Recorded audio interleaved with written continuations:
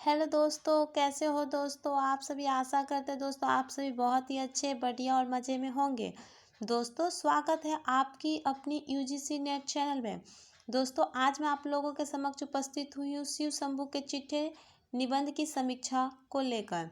यह बाल मुकुंद गुप्त जी द्वारा रचित शिव शंभू के चिट्ठे एक निबंध है जो बहुत ही महत्वपूर्ण निबंध है। दोस्तों आशा करती हूँ ये वीडियो आपको बहुत ज़्यादा लाभ देगा, क्योंकि दोस्तों यह यूजीसी का सिलेबस है जो नेट और जेआरएफ में आता ही है। चलिए दोस्तों स्टार्ट करते हैं। शिव शंभू के चिट्ठे निबंध की समीक्षा। शिव शंभू शर्मा अर्थात बाल मुकुंद गुप्त के शिव शंभू के चिट्ठे उनके रचनात्मक योगदान का बहुत चर्चित उदाहरण है। इस निबंध संग्रह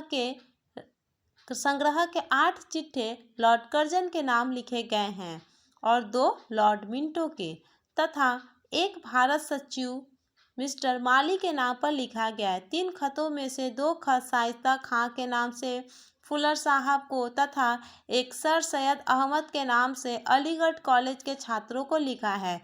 इस निबंध संग्रह में कुल 14 शीर्षक है। बनाम लॉर्ड कर्जन, श्रीमान का स्वागत, वैसराय का कर्तव्य, पीछे मत फेंकिए, आशा का अंत, एक दुराशा, विदाई संभाषण, वंग विच्छेद, लॉर्ड मिंटो का स्वागत, माली साहब के नाम, आशीर्वाद, शाइस्ता खां का खत, सर सैयद अहमद खत। इस निबंध संग्रह के पहले चिट्ठे बनाम लॉर्ड कर्जन में गुप्त जी ने कर्जन की तुलना शिव शंभू शर्मा नामक बालक से की है, जिसे बचपन से ही बुलबुले रखने का चाव था, परंतु हिंदू होते हुए वह अन्य पाठन बच्चों की तरह बुलबुल नहीं रख सकता था। इसीलिए स्वप्न में ही बुलबुल से खेलने का शौक पूरा करता है। उसी प्रकार कर्जन के कार्य भी अस्थायी और सराहनीय है। दिल्ली दरबार के साथ साथ विक्टोरिया मेमोरियल हॉल में ही बनी मूर्तियों का पर व्यंग किया है। ये मूर्तियां तो सिर्फ पक्षियों के बैठने के काम आती है। चंद अमीर लोग इन्हें देखकर चले जाते हैं, परंतु जो शासक अच्छे लोकहित कार्य कर गए हैं उनकी मूर्ति तो प्रजा के हृदय में विद्यमान है। जैसे अकबर, विक्रमादित्य आदि। इस चिट्ठे के अंत में 100 या डयोडी में अंतर समझाया है कि 100 को 100 ही समझना चाहिए, डयोडी नहीं। दूसरा चिट्ठा श्रीमान का स्वागत लॉर्ड कर्जन के दोबारा 2 वर्षों के लिए आने पर लिखा गया था। यह भारत मित्र में 1 दिसंबर 1904 ईस्वी के अंक में प्रकाशित हुआ था। इस चिट्ठे में कर्जन के दोबारा आने पर भारतवासियों के मन में जो उथल पुथल हो रही थी उसी का वर्णन है। इस चिट्ठे में कर्जन के गर्व पर चोट तथा भारतीयों का कर्जन के आगमन पर विरोध झलकता है। दिल्ली दरबार के व्यवस्थाओं पर जमकर प्रहार किया और कर्जन के आगे की योजना पर भी कटाक्ष किया है।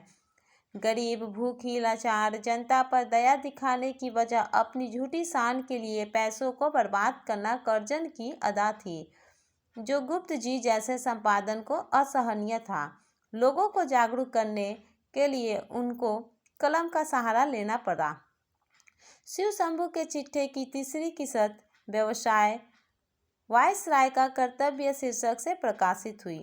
अपने कल्पित नाम शिव शंभू शर्मा को भारतीय गरीब जनता का प्रतिनिधि घोषित करते हुए गुप्त जी लिखा है, बिना बुलाए यह दीन भंगर ब्राह्मण शिव शंभू शर्मा तीसरी बार अपना चिट्ठा लेकर आपकी सेवा में उपस्थित है।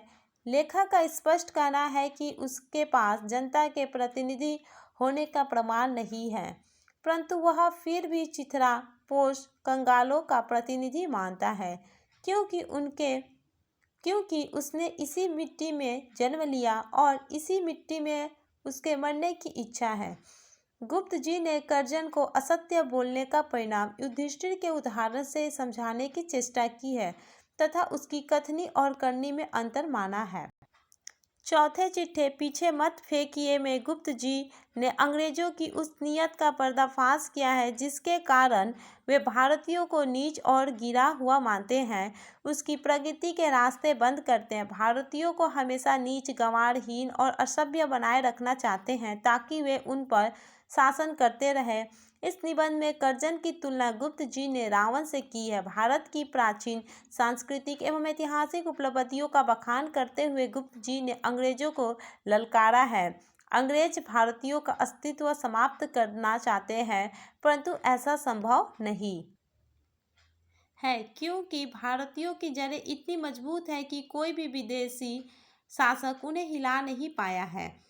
अगला निबंध आशा का अंत उस मानसिकता को दर्शाता है जिसमें भारतीयों ने अंग्रेजों से किसी भी लोकहित कार्य की अपेक्षा ही छोड़ दी थी।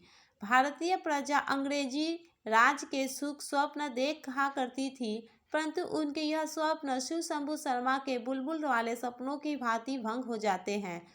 कर्जन ने स्थानीय संस्थाओं में भी भारतीयों की सदस्यता समाप्त कर दी थी। बहुत से ऐसे पद थे जिस पर भारतीय कार्य नहीं कर सकते थे, सिर्फ अंग्रेज ही कार्य कर सकते थे। गुप्त जी ने इस भेदभाव की नीति की तीखी आलोचना इस निबंध में की है। स्वदेश प्रेम का चित्रण करते हुए गुप्त जी ने यहाँ के निवासियों की नैतिकता का दशा का वर्णन किया है। 18 मार्च 1905 के भारत मित्र में एक दूसरा शीर्षक से निबंध प्रकाशित हुई। इसमें होली के अवसर पर ब्रजराज कृष्ण और ग्वालों की स्मृति होती होली को राजा प्रजा की समानता का सूचक बताया है, जिसका अंग्रेजी राज्य में अभाव है। अब समय ऐसा है कि राजा प्रजा की शकल तक नहीं देखता। कर्जन का कार्यकाल पूरा होने पर गुप्त जी ने विदाई संभाषण लिखा है। इस निबंध में कर्जन के पिछले कार्यों की समीक्षा है और जाते जाते बंग विच्छेद करने का दुख भी है। इसमें कर्जन की काम की जगह दिखावट की प्रवृत्ति का मजाक उड़ाया गया है। गुप्त जी इस निबंध में शासक को सावधान कर रहे हैं कि सर्वशक्तिमान होने के बावजूद सत्ता के साथ शासन का संबंध अस्थायी ही होता है। अहंकार इस सत्य को भूलने वाले शासकों को अपमानित होना पड़ता है। कर्जन के लिए लिखे चिट्ठों में अंतिम बंग विच्छेद शासन की तमाम जन विरोधी कोशिशों की असफलताओं का जयघोष करता है। ऊपर के सभी चिट्ठों में गुप्त जी कम से कम महारानी विक्टोरिया के 1858 के घोषणा पत्र के प्रति सम्मान का नजरिया रखते हैं, लेकिन यहाँ तक आते आते इस पर भी उनका भरोसा उठने लगता है। अंत में गुप्त जी को अंग्रेजों के न्यायप्रियता में भरोसा नहीं रह जाता है। गुप्त जी अपने अगले निबंध लॉर्ड मिंटो का स्वागत में लिखते हैं कि यहाँ के कुछ लोगों की समझ में आपके पूर्ववर्ती शासक ने प्रजा को बहुत सताया है और वह उसके हाथ से बहुत तंग हुई है। वह समझते हैं कि आप उन पीड़ाओं को दूर कर देंगे जो आपका पूर्ववर्ती शासन यहाँ फैला गया है। वे शासन के एक और अंतर्विरोधी पर उंगली रखते हैं और मिंटो से कहते हैं, अब यह विषय श्रीमान जी के विचारने के योग्य है कि प्रजा की ओर देखना कर्तव्य है या प्रेस्टीज की। जो बात पहले कर्जन की सिलसिले में 100 या डयोडी की शब्दावली में उठाई गई थी, वही बात मिंटो के लिए प्रजा या प्रेस्टीज की शब्दावली से उठ रहा है।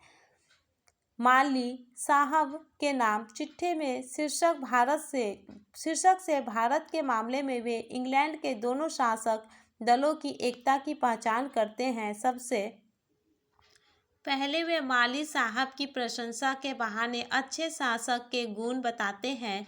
प्रशंसा करने के बाद उनकी बातों के अंतर्विरोधी को उजागर करते हुए कहा है, आपने कहा है कि बंग भंग होना बहुत खराब काम है, क्योंकि यह अधिकांश प्रजा वर्ग की इच्छा के विरोध हुआ है, पर जो हो गया उसे निश्चित विषय समझना चाहिए। यह एक विद्वान पुरुष दार्शनिक सज्जन के चरित्र के विरोधी बातें हैं। आशीर्वाद शीर्षक चिट्ठा शुरू तो होता है बारिश में अलग अलग प्राणियों की दुर्दशा के वर्णन से, लेकिन आगे बढ़कर पत्रकार के जेल जाने पर उनकी बहादुरी की प्रशंसा में बदल जाता है। बारिश से ही कृष्ण की याद आई और कृष्ण से कारागार की, जेल से वहां जाने वाले स्वाधीनता की सिपाहियों की याद आई। गुप्त जी ने जेल जाने को गर्व की बात मानने की हिम्मत पैदा की। इसके बाद के 2 खत मुगल काल के बंगाल के शासक शाइस्ता खां की ओर से फुलर साहब के नाम लिखे गए हैं। ये फुलर साहब बंगाल के विभाजन के बाद बने प्रांत पूर्वी बंगाल और आसमान के पहले गवर्नर जनरल थे। उन्होंने किसी भाषण में धमकाते हुए बंगाल के नवाबी जमाना के आने की बात कही है।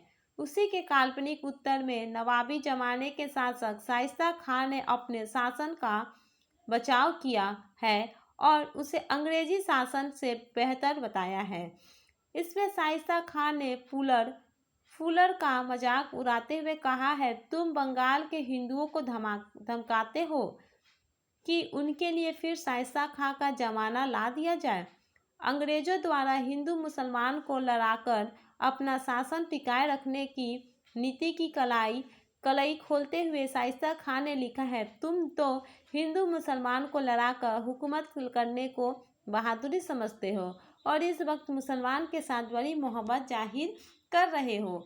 अंतिम खत पर सैयद अहमद की ओर से अलीगढ़ कॉलेज की लड़कों के नाम लिखा गया है, जिसमें वे विद्यार्थियों की आज़ादियों पर बंदिश लगाने की अंग्रेजी शासन की आलोचना करते हैं।